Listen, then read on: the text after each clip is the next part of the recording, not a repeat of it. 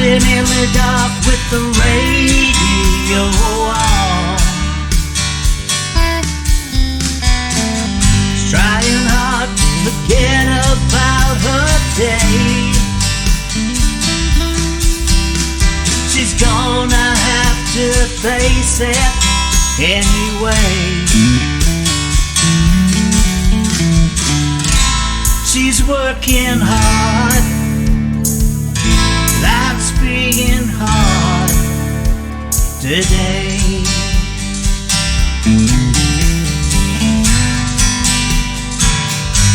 But she has strength enough to fight, and she'll be home.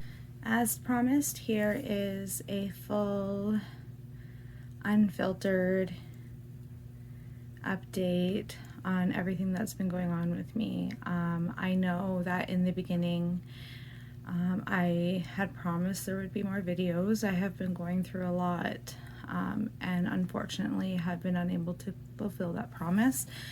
I'm gonna try and pump out as many updates as I can as I get them. I've kind of done a full 360, and as we in terms of what my plans are going forward and what's been going on, I plan on sharing that today. And I just want to say thank you to, before I go any further, to everyone who has supported me in any way, emotionally or monetary, through the GoFundMe. I'm looking at a new avenue, a new route to take where my medical issues are concerned, to try and give me a little bit better of a life, if that's possible, to be determined. So yeah, so just thank you.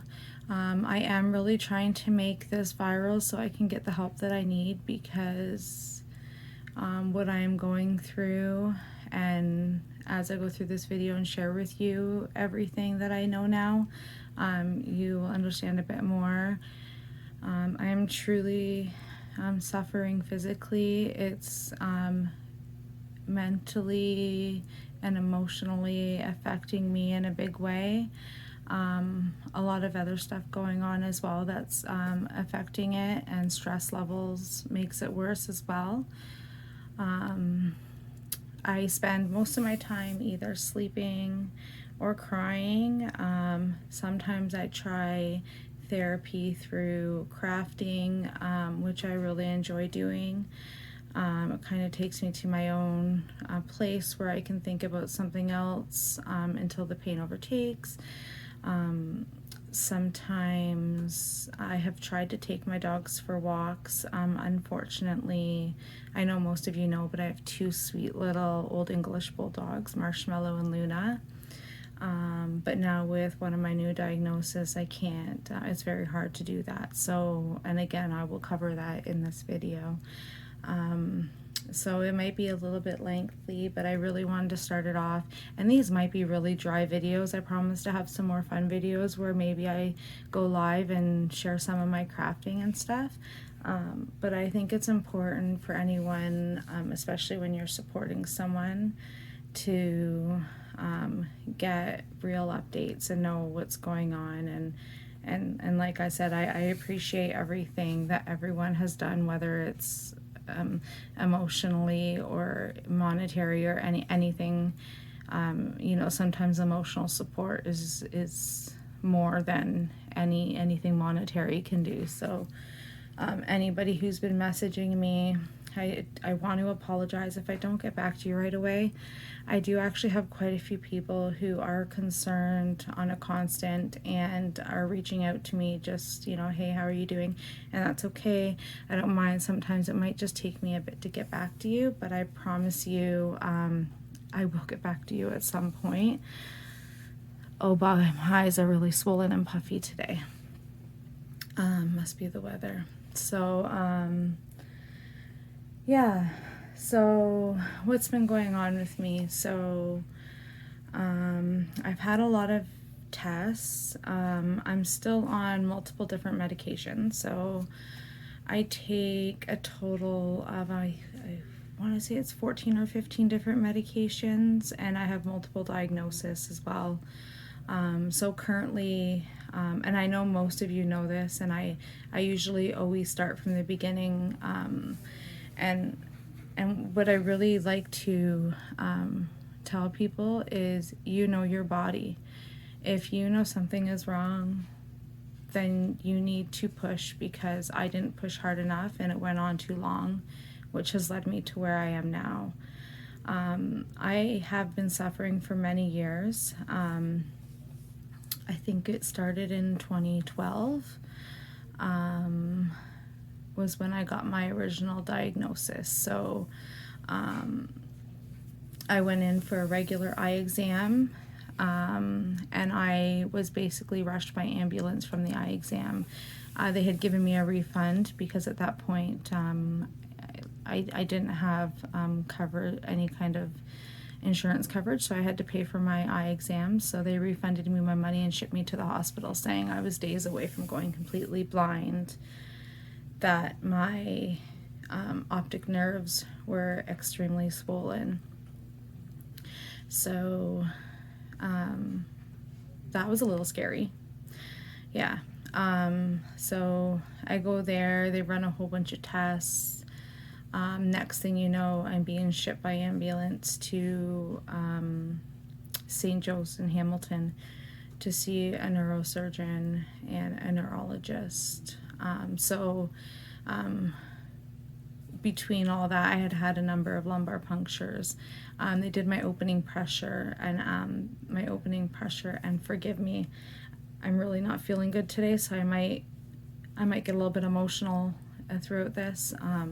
Actually, I will get emotional throughout this because it's been very emotional for me, but it's very tough for me to deal with the pain right now. So I ended up spending about 2 weeks at St. Joe's, where they ran a number of tests. My opening pressure, what they call it when they do a lumbar puncture, they test the opening pressure of your cerebral spinal fluid to see, so a normal opening pressure, there's sometimes a little bit of a conflict as to what they say is normal, but they say between 15 and 20 is normal. They originally said between 5 and 15, but I think if I'm below 5 or if I'm above 20, then it's, at least I know I'm in the safe range if I'm between 5 and 20. So anyways, my opening pressure, cerebral spinal fluid pressure, back in 2012 was 68. So just to kind of put it into perspective, it normal being 5 to 20 and me being 68. So your cerebral spinal fluid shoots up to your brain, and and what it does is it absorbs, it absorbs into your body, it drains. What happens with me is it shoots up 3 times the normal level, and take 2. Sorry, phone turned off because the battery was low. So I think where I was at was I was talking about how my cerebral spinal fluid doesn't drain the way it does in the average dynamic of how the body works. I'm not a doctor, so I'm just kind of saying it how I know it.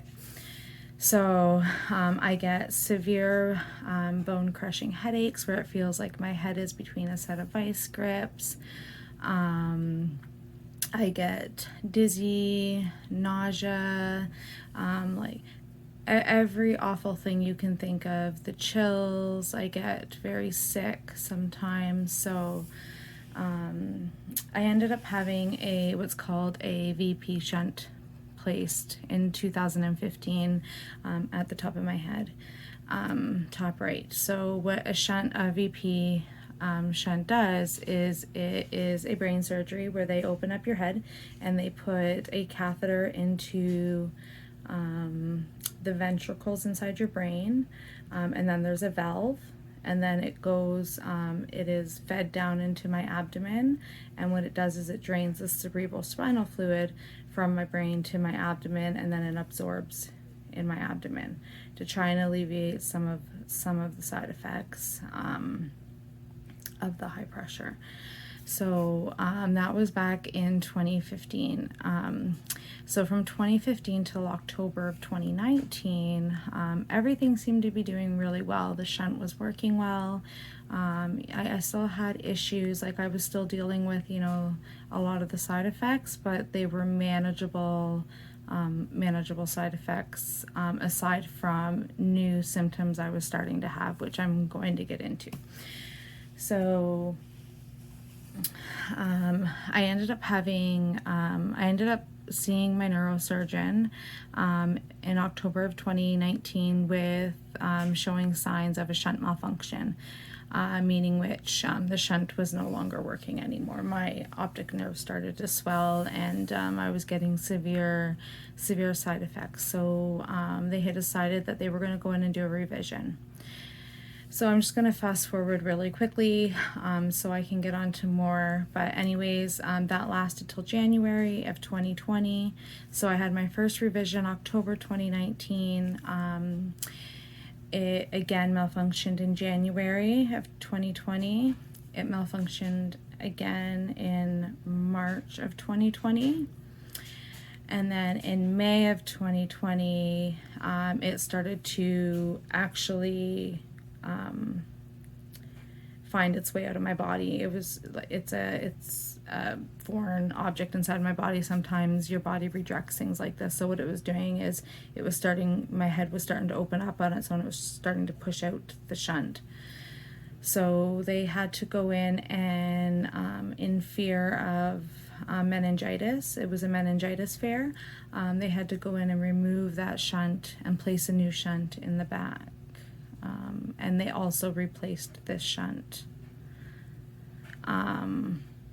So from May until July of 2020, I actually had two shunts. I had one at the top and then one at the back.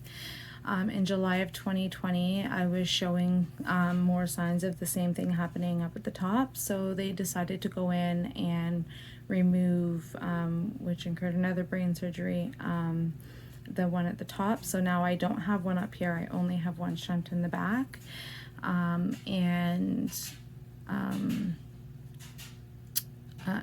It was good up until, I want to say, so July was when they removed it. So it would have been end of October. They had to go in and do another revision. The revisions kept going on. I had another one in January, and then that one was good until I want to say it was April, and then June came around. I had fallen asleep on my couch, and I woke up in the back of an ambulance. So I don't remember anything. Apparently I woke up, I went to my bathroom, and I took a grand mal seizure. I went completely blue in the face, and I completely stopped breathing. It was very scary for my kids and my husband to watch, and waking up in the back of the ambulance and not knowing what happened was extremely scary for myself, with everything that's been going on. Lucky for me, I have an amazing support system. I have an amazing family. My sisters are there for me. My mom and my dad and my bonus dad and my bonus mom have all been there for me. If you're wondering, bonus mom and bonus dad is my stepmom and stepdad. That's how I refer to them, because they are a blessing and they are a bonus to me. So that's what I like to refer to them as. So luckily I have that good support system, but through all these brain surgeries and time spent in the hospital, I will say it's interesting to walk into a hospital and that floor knows you by name, where they're like, "Hi Tammy, how is everything going?" You know, it's kind of comforting, but it's kind of really sad too, because I'm 38 years old. I shouldn't have to have my own special room at the hospital because I'm there so very frequently and for so long. So anyways, in June I ended up having a grand mal seizure.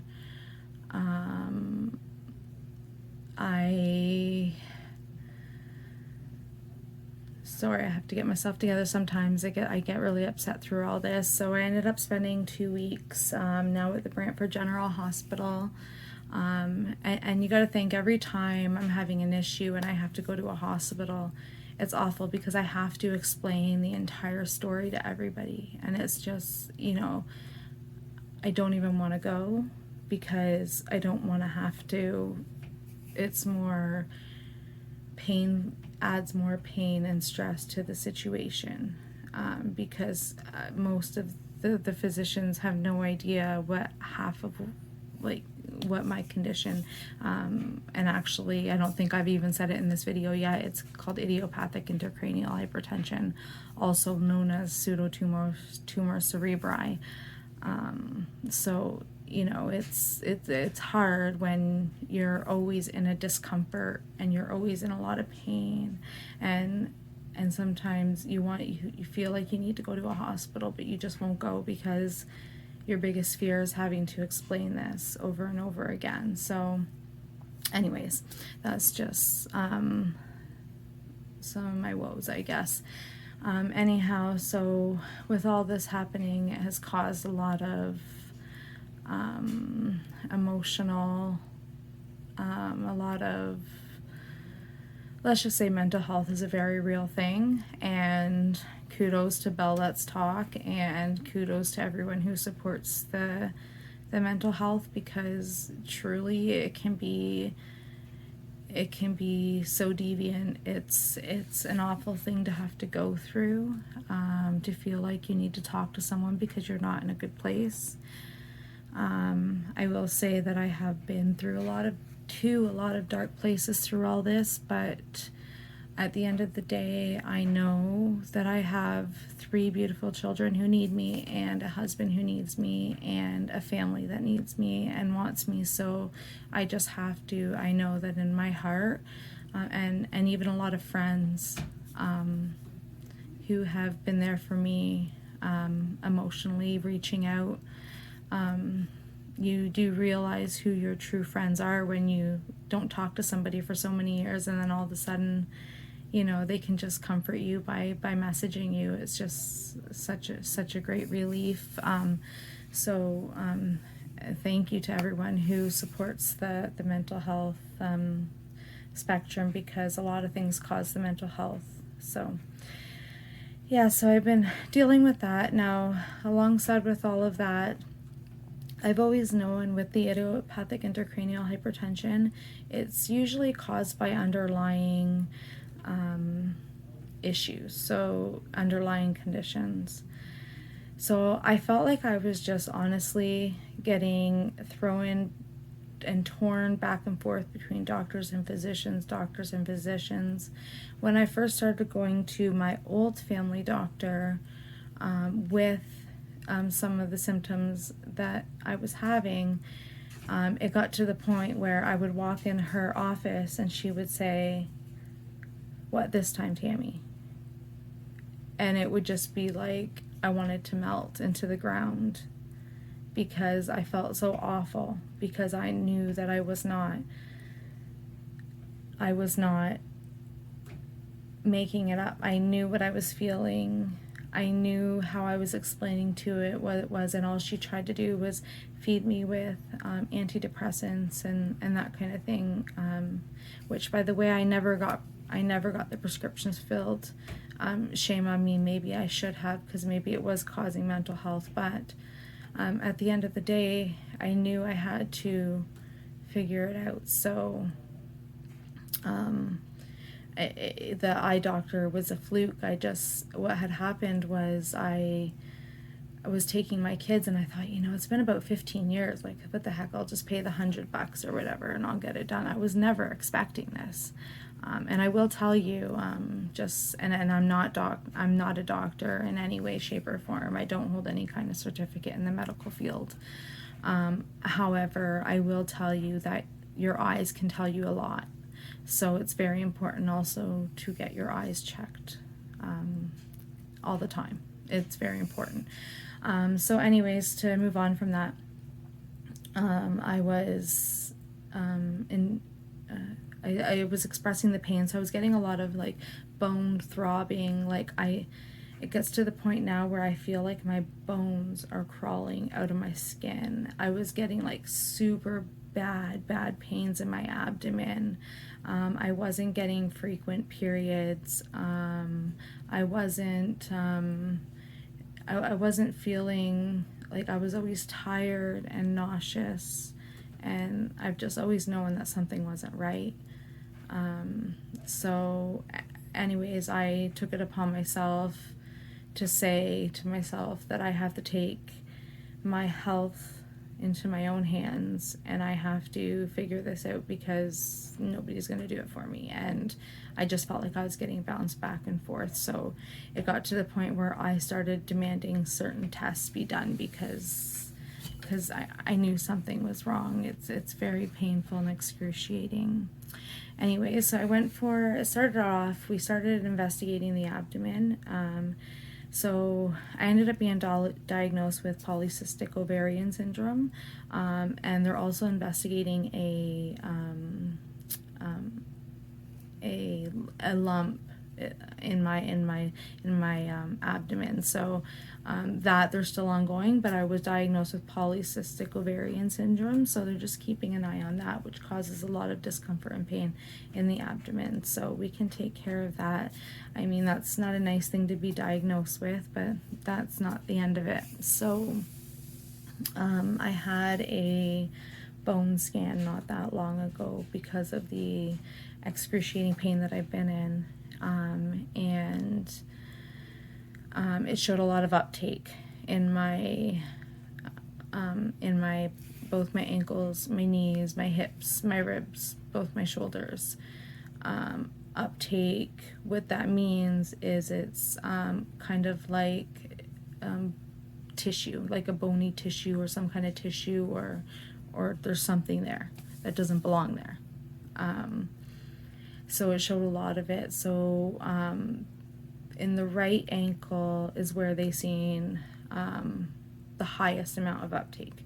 So they decided to focus in on that, and then they would go to the other parts of the areas of the body that had the uptake at another time. So they did the MRI of the right leg and the right ankle.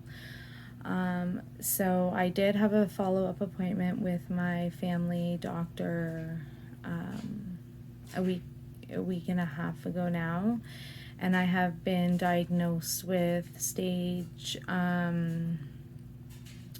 4 bone-on-bone osteoarthritis. I've been doing a lot of research, and it scares the bejeebin life out of me because basically right now I'm bone on bone, which could mean she's referring me to a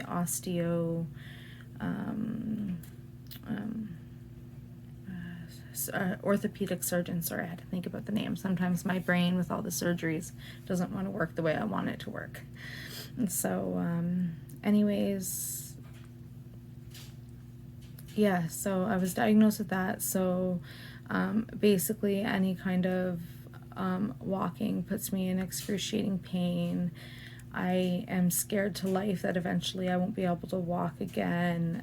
There is a possibility that I might need some reconstructive surgery in those areas. And yeah. Sorry, take 3. I lost my phone again. So just to put it in perspective, I now have been diagnosed with the idiopathic intracranial hypertension. I have been diagnosed with the polycystic ovarian syndrome. I have been diagnosed with fibromyalgia. I have been diagnosed with grand mal seizures. So I have lost my license. I have lost my job. Luckily, I had insurance, and I didn't lose my job. I'm just on leave. And I have papilledema. So I have papilledema is swelling behind the eyes from the increased intracranial pressure, and the stage 4 bone-on-bone osteoarthritis. So yeah, That's it. And this is what I get to take every day.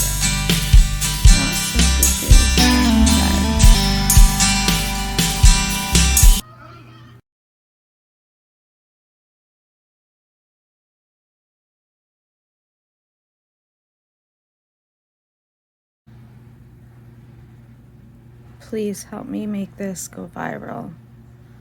I need my story heard. I need help. I can't live in pain like this anymore. I need to find out what's going on.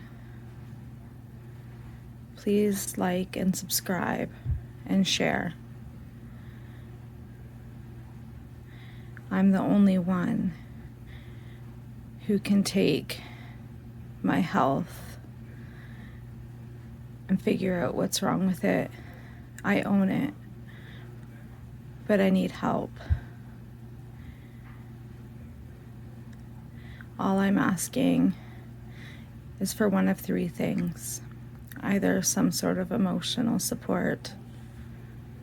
The most important is to like and subscribe and make my story viral. Or anything monetary, $5 or $10, that can help me on my medical journey. I want to be the mother that my children deserve, the wife that my husband deserves.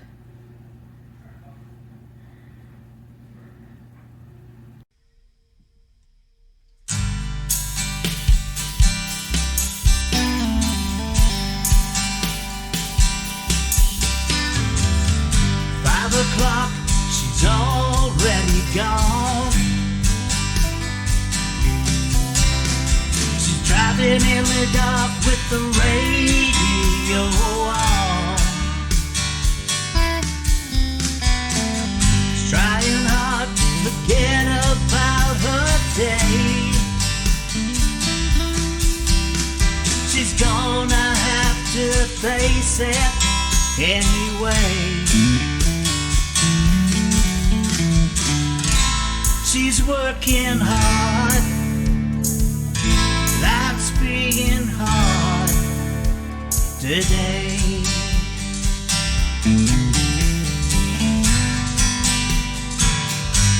But she has strength enough to fight.